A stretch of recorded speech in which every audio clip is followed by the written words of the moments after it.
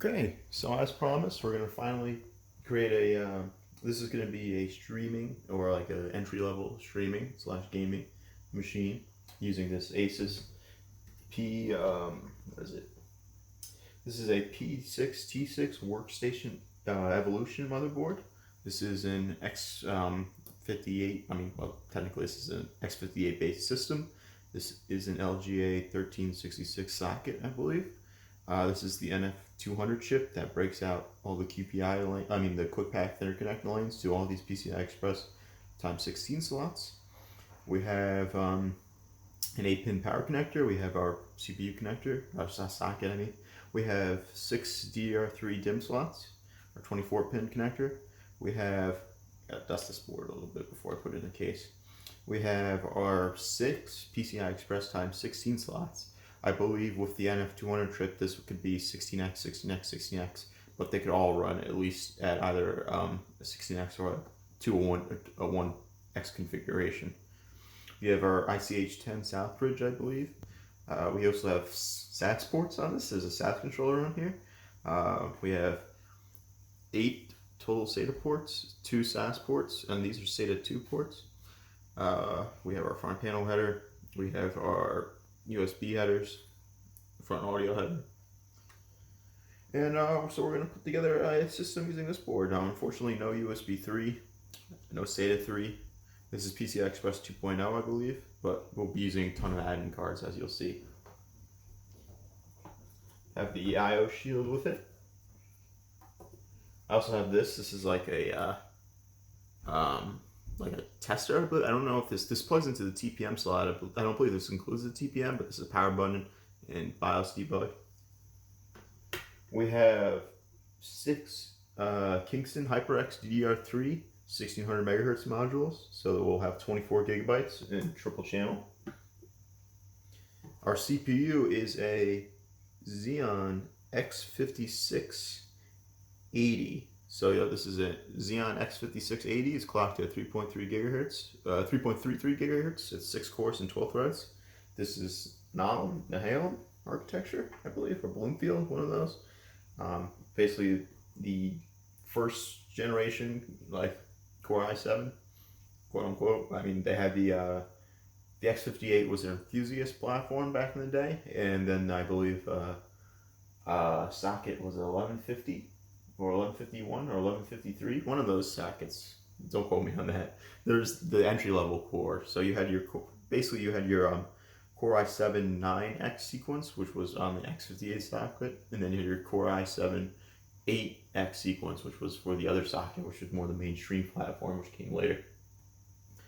We have a RX 480. This is a Sapphire Nitro Plus card.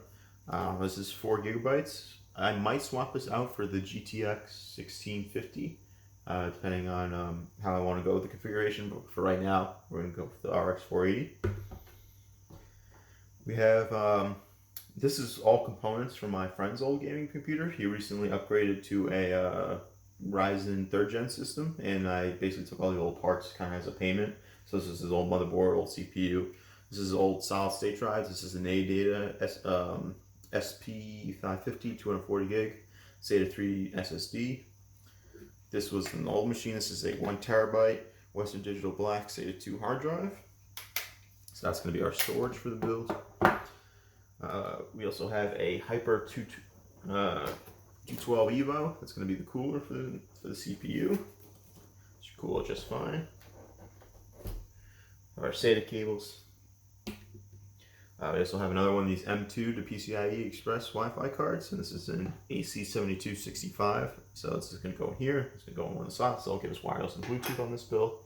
I usually always include those standards on my builds these days. We have a PCI Express ×1 USB 3 front header card. This is what I use. It's like, I think, $13. They say it doesn't need power. I never really ran into an issue with it yet. But provides 2 USB 3 front headers, and this will connect to the front USB 3 on the case. Unfortunately, that means we would need a rear breakout cable if we want some rear USB 3 ports, but the front ports should be fine. Better than nothing, right?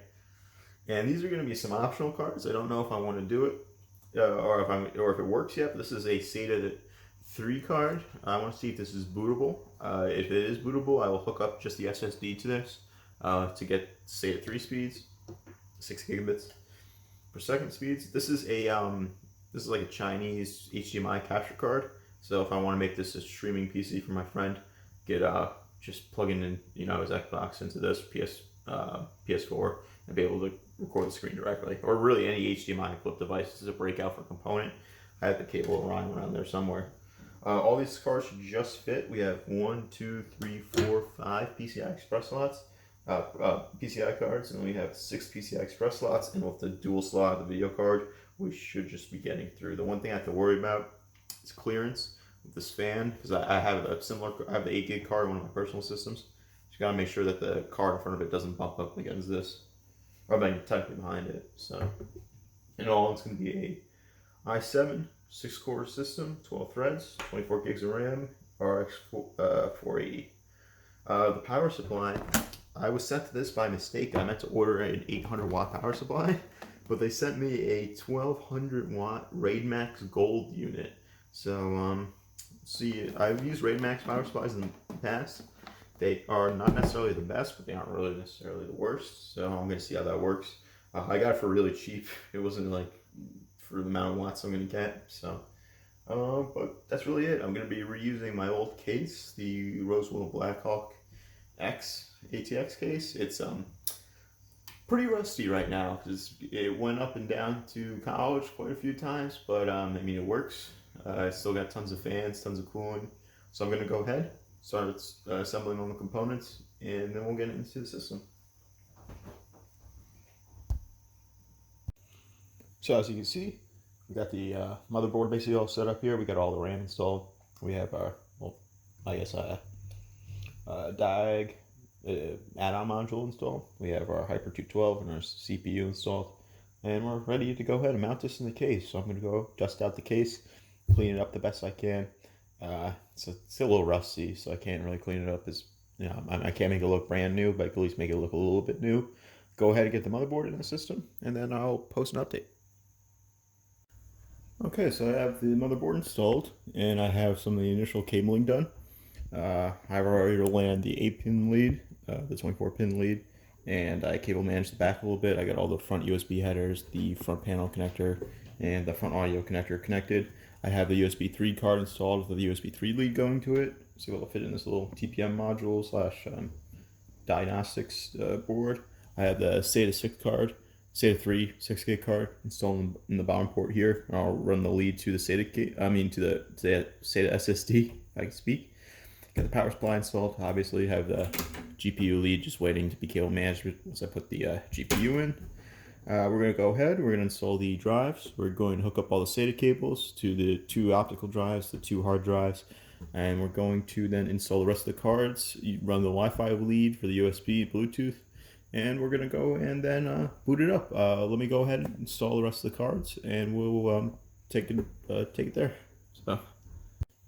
Okay, so we got all the cards installed. So we have our RX 480 installed, Wi-Fi card, capture card, our USB card, our SATA card. Spoiler alert, I've already started this machine and I booted it into BIOS to make sure that the SSD is selectable as a boot option in the BIOS, and it does detect this chip and in the SSD, so I'll be able to use this SATA 3 port to run the SSD, which is great. So we're getting a little bit more, not a lot of, not too much extra performance because it's still limited by, I believe it's still 5 gigabit per second bus if it's a PCI Express 2.0 X1 connection. So it can't go up to the full 6 gigabit per second, but that's 5 still better than 3. That's at least some math I can handle. So that works. And I also ran this I'll take a video of the side as well. But I also ran a USB 3 lead to the back. So you have back two USB 3 ports and then front 2 USB 3 ports. So that makes it a good balance. So really this is like now modern because now you have USB 3. Well, I mean, modern-ish now. USB 3, SATA 3, and only if I could add like, if I had another port, I could add like an NVMe drive, and then it would be like a modern X58 computer. So everything works just fine. Cable management job is pretty well. I'll flip it around and show you the back. but it's pretty decent. Let me go ahead and I'll turn the system upside down. Back in the system. Luckily, it was already cable managed for this this Asus P6T6 Workstation Evolution motherboard, because this was the old case my friend was using, which was my old case from back in the day. So I had most of the stuff already in place. I just had to run the new power supply leads. We have our SATA lead here going, and luckily, or I guess luckily for me, these SATA leads have a Molex connector, and I'm able to hook up the fans easily. I don't have to put in another adapter or run another lead that has just Molex. So I hooked up the 2 drives and then used the Molex to hook up the 2 front fans and the top hard drive dock, which is also this cable that hooks in right here. We've got our GPU power, our main power, and our 2 disk drive power running up here. All of our cables from the front panel coming down here, and our CPU power running along the back and then around the tray, and just an extra GPU connector that I don't need. Put it aside because I can't attach it. That's not modular. All our SATA cables are installed. Our SATA cable comes from the PCI Express card, and then to the SSD right here. And let's just take a quick look at the side.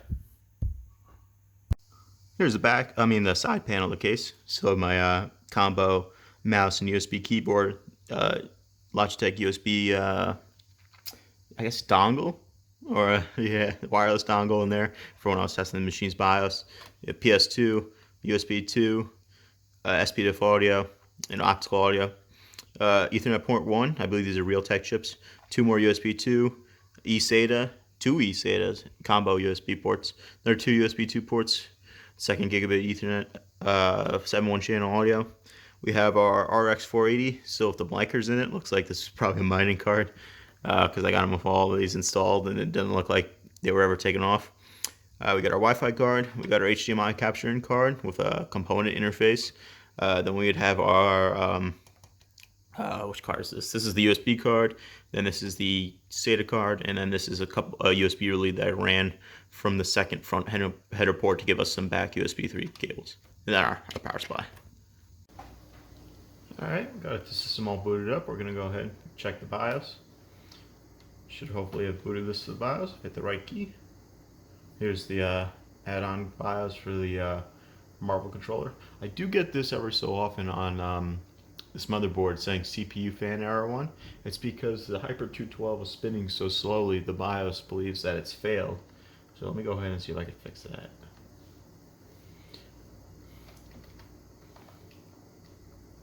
So let's go ahead, let's go down here. HCI, yep, that's good. Looks like, yep, we have our hard drive that's hooked up to the Intel bus, and then our 2 CD drives. We have our Xeon X5680 at 3.33 gigahertz with 24 gigs of RAM. This is the latest BIOS, I believe. Sorry about that noise outside, but can't really control that, unfortunately. Call myself a professional, right? Stuff all looks good. Just leave it on auto. We have, let's see if I can do math this time. Oh, it's already perfect. So we have 1.5 megabytes of L2 cache. We have 12 megabytes of L3 cache. Virtualization's enabled. This all looks good. I don't think I need to change any of this stuff. VTD is enabled. This all looks good. Let me go to hardware monitor. I think the way I fix this is I just turn the CPU fan on. Yeah, you see that it keeps thinking it's dipping below the maximum able. Just turn off Q control. It'll probably make it spin really fast, but what am I gonna do? I just don't want the user to get this machine and then wondering why they get a CPU failure. Okay, so I have to go to hard disk drives now, and you see it does detect IDE. IDE, quote unquote, SSD. So I'm gonna go ahead and move this up. Okay, so that'll be the. Oops. So that'll be the main boot drive. Make this one the WD drive. I don't know if I'll need a driver for it, but I can always just download it from the website and put it on the Windows 10 installer key. I wonder how much of an audio difference this is going to make when I turn off the Q fan control for the CPU fan. Oh, it's not too bad. Hopefully we won't get that CPU fan error now. So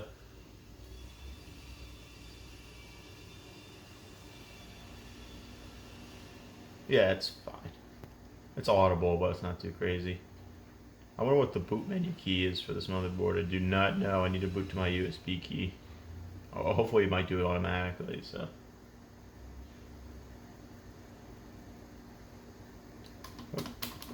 Oh, I'm gonna have to figure out which one it is. It's usually either Escape or F11, one of those two, or F12. Or I usually just hammer all these buttons.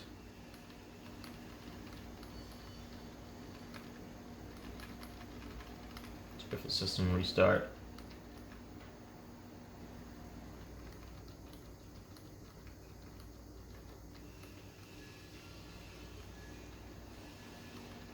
Yep, just hit all these buttons until one of them does something. This is how professionals do things.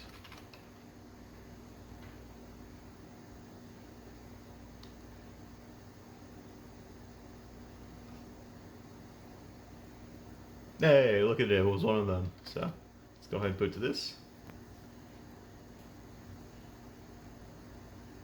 This motherboard predates UEFI, so it's in, legacy NBR boot mode, so.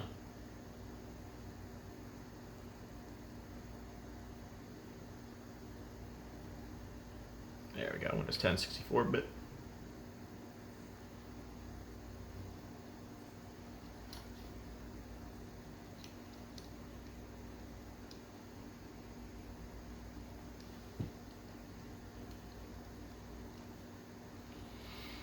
This is only a USB 2.0 USB drive, so it's probably why it's taking its time loading up.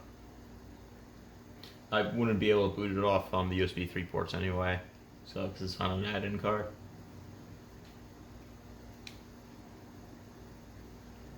System is a little loud. There are a ton of fans though. There's two front 220mm fans. There are two top 140mm fans. A rear 140mm fan. The 120mm fan on the CPU cooler. The video card dual fans. The two fans of the video card and the fan on the power supply. So that's a good amount of just volume of air and both noise.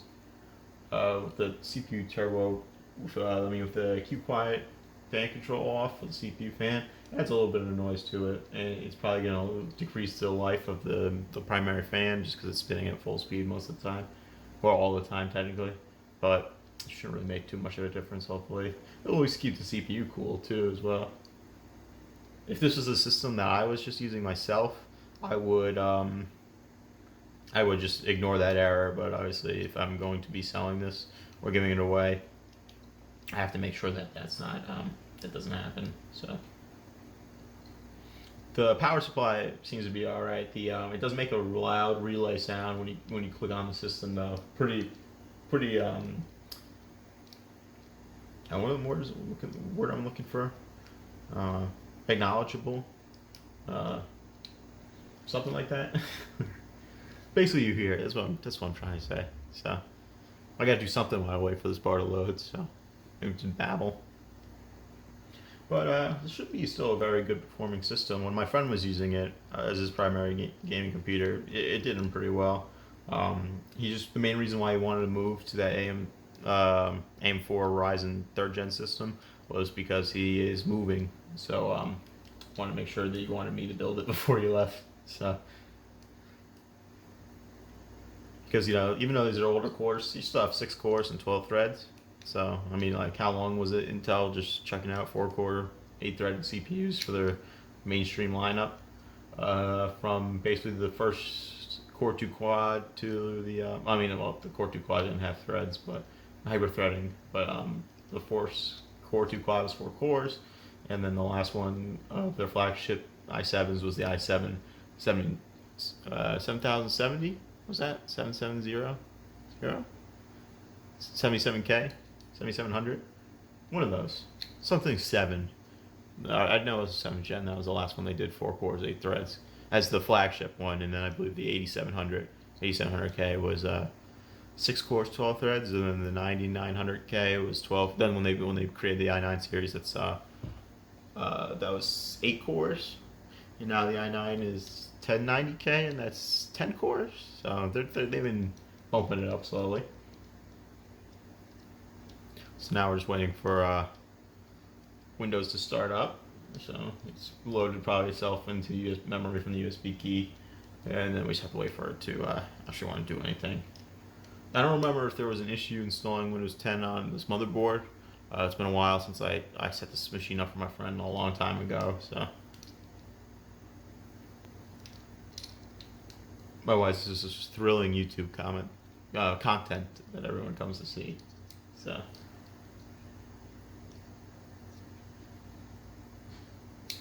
But my plans are to install Windows 10, get all the drivers up and running, test out a few games, and maybe list it on Let Go on Facebook Marketplace. I'm trying to get rid of a ton of my personal collection right now. I have way too much computer crap, did way too much stuff, spent way too much time on eBay, and so it's time to really unload a lot of it. So, but I'm gonna go ahead. I'm running to the 10-minute buffer on this, or the 10-minute limit on this clip, so I'm going to go ahead and cut it here, and then I'll come back once Windows 10 is installed. Okay, a few things. So it turns out I remembered what caused Windows installs to hang during setup on this motherboard. It was VT-D, so I turned that back off in the BIOS. That's what I made a mental note of that when I set this up for my friend back in the day. Another thing is I found if I set the CPU fan to turbo mode, it keeps it about 1200 RPM minimum, not the full 2000, but it should be fine now. So those are two fixed issues. As you can see, we're in the Windows 10 setup. Let's go ahead and see if we can install it onto that SSD with the PCI Express card. On the PCI Express card, not with the PCI. I mean, I guess technically with the PCI Express card. Yeah, I don't have one of those right now. Go Windows 10 Pro, why not?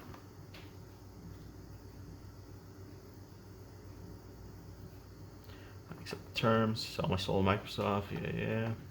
Custom install. Looks like it's detecting, yeah, it's detecting the SSD. Plug and play, perfect. Go ahead and delete this. Install on the SSD. Oh, easy. Alright, okay, I'll see you back at the Windows desktop. Okay, after about an hour searching and installing, I've got it in Windows 10, updated, activated, and ready to go. Got all of our drivers installed. Got our Bluetooth 2 disk drive. The SSD comes up as a SCSI disk because of the storage controller it's on. We have an RX 480. We have our Intel controller. I had to switch out the chip to an AC8260 because the AC8265 was not cooperating. So we have wireless AC8260, the dual Realtek chips. I was able to find the Timeleak HD75A driver on a little mini CD that I had lying around. It is the driver for the HDMI capture card and the accompanying software. I believe you could use OBS to capture the stream anyway, but if you want, you could use it built in to capture the component or the HDMI interface. We have a SoundMax card as the integrated audio. The driver's a little bit old, but if it works, it works. Got our 12 threads detected. We have our two Marvel controllers. We have the SAS controller and we have the SATA 6GB controller. We have our, looks like it's a Renesas USB 3 chip on the controller, and I'm using the USB 3 ports and working just fine. So that's all good. If we go to hardware monitor, our CPU's idling at a very respectable, about 38 degrees. It's a little cold in this room now. That's going to be fall time, so it's perfectly fine. It's actually a very good temperature. Our RX 480, the fan's probably on, I mean, spinning up 0 RPM.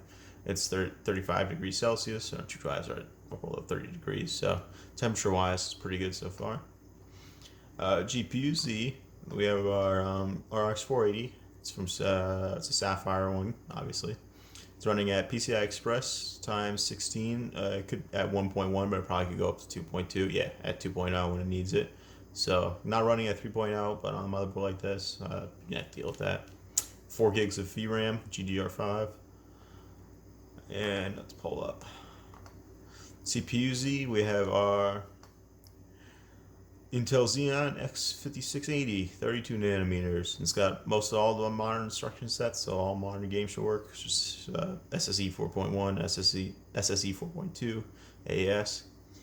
So games like Fortnite and the newer Origin games should work just fine. It's boosting up, it looks like, to about 3.5 gigahertz actually, on only some cores. We have our 12 megabytes L3 cache, our 1.5 megabytes L2 cache. Motherboard is our Asus Tech P6T6 Workstation Revolution. The chipset's an X58 with an ICH10R Southbridge.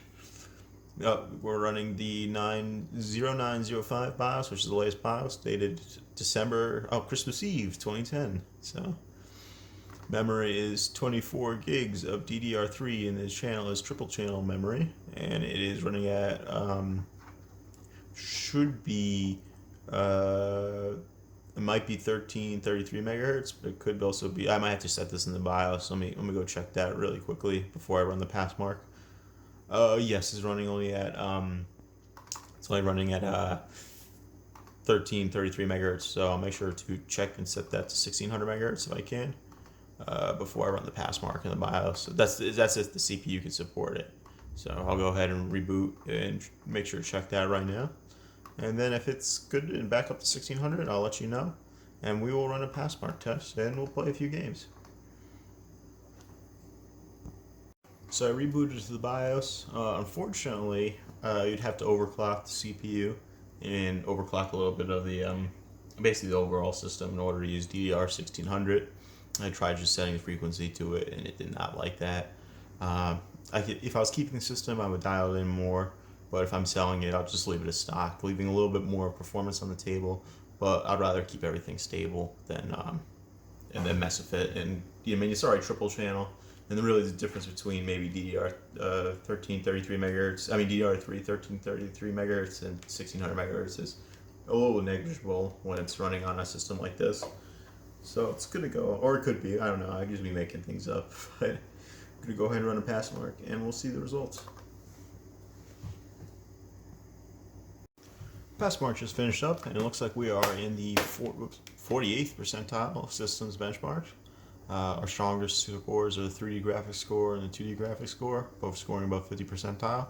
Weirdly enough, our memory mark, maybe this is because it's DDR3 1333 megahertz, and our disk mark is 22nd percentile. I was expecting this to be a little bit higher because we were at least running a 5 gigabit per second link to the SATA III SSD, but I don't know, maybe there's an issue with the program, maybe there's an issue with it reading how it runs. Our memory mark I expected to be a little bit higher. We are running triple channel, so we should be getting a good amount of bandwidth.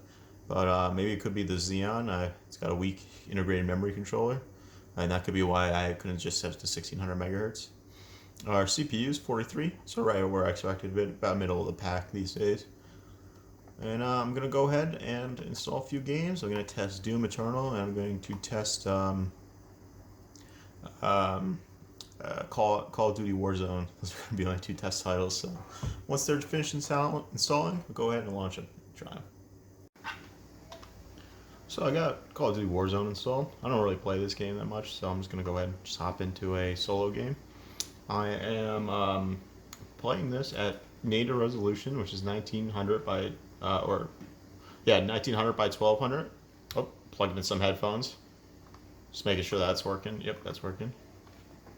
Lower the volume a little bit.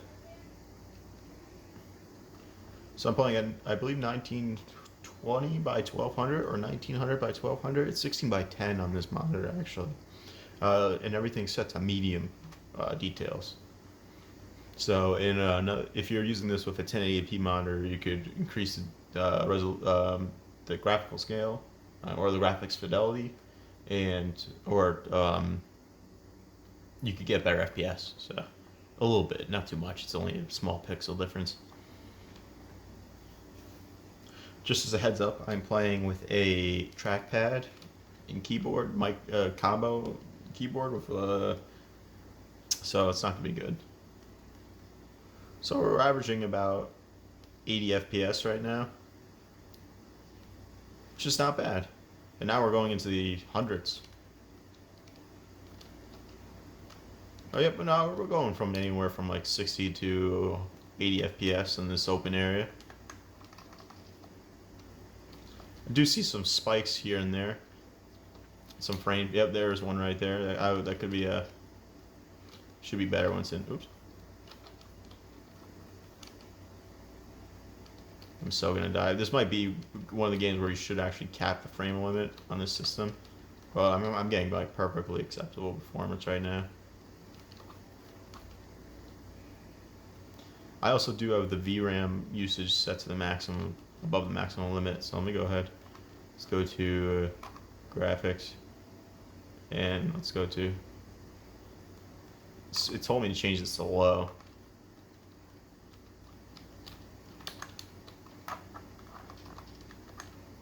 I can't aim down. At the same time I'm using this trackpad. Oh no. No, I need more training. Alright. I'm not gonna play too much of this. I just want to get a good idea what performance is. So this is still obviously a pretty newish game. I mean, the new one's gonna be out in a few months, in a month. But we're getting pretty good performance for the system, so that doesn't look too good.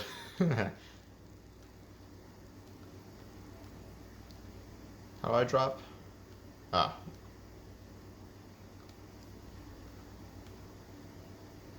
A space to jump? Yeah, sure, just go right down.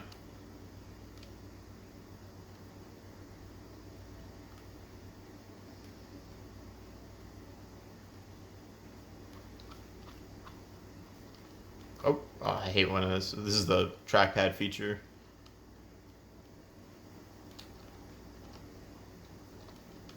Alright, who's gonna kill me? Someone kill me. Can't aim down sights.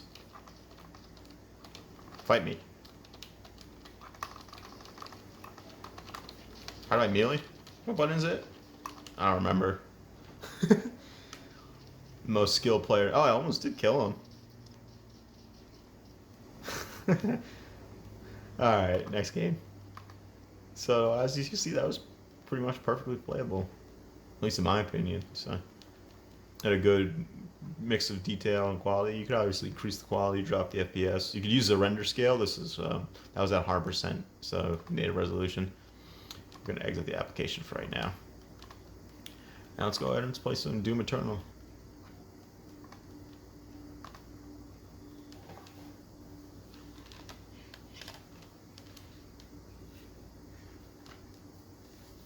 This is a very well optimized game, so especially the Vulkan render does good work.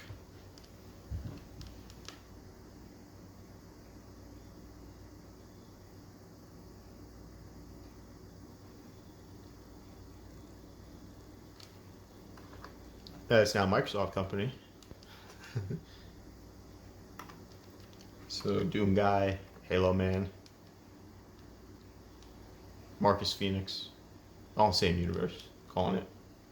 It's going to be the MCU, the Microsoft Cinematic Universe.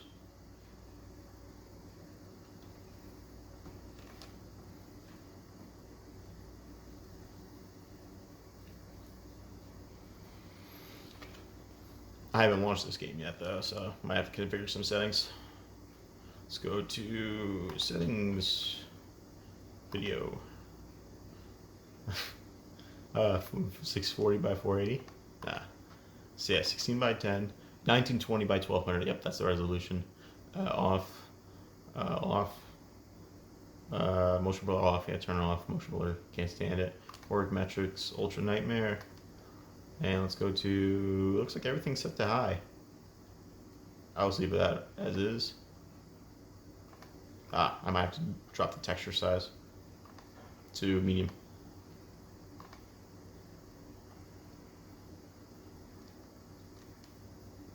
Alright, let's go to campaign. Game slot 2. This is just the intro level I always play.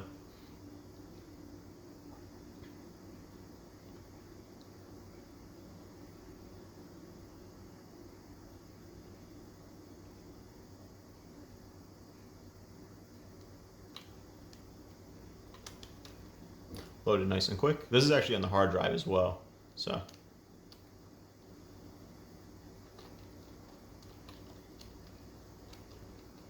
It looks like we're getting about 60 to 50 FPS.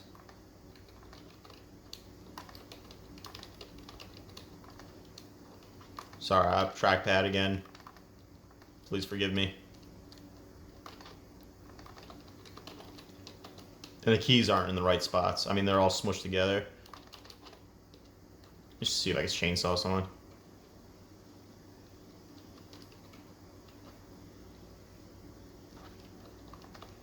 Yeah, no, this is fine performance. I mean, like, this is what I would definitely call, you know, very acceptable. 60 plus FPS. A few dips here and there. But, I mean, like, nothing too crazy. This is also slight, like, I mean, it's basically 1080p, but it's above 1080p, so. But, there we go. That's, using an X58 gaming computer in, 2020. You could probably do a little bit of light streaming on it with the 6 cores. I'm not saying like extreme streaming, but you could probably, you know, stream a game in 1080p at 60 FPS and also stream it in the background. It's got a capture card. It's got modern features such as SATA 3, USB 3, wireless AC, Bluetooth. So, 24 gigs of RAM. It's definitely a great performer. So, I'm going to go ahead and we'll upload this video to YouTube. And I'll see you in the next one.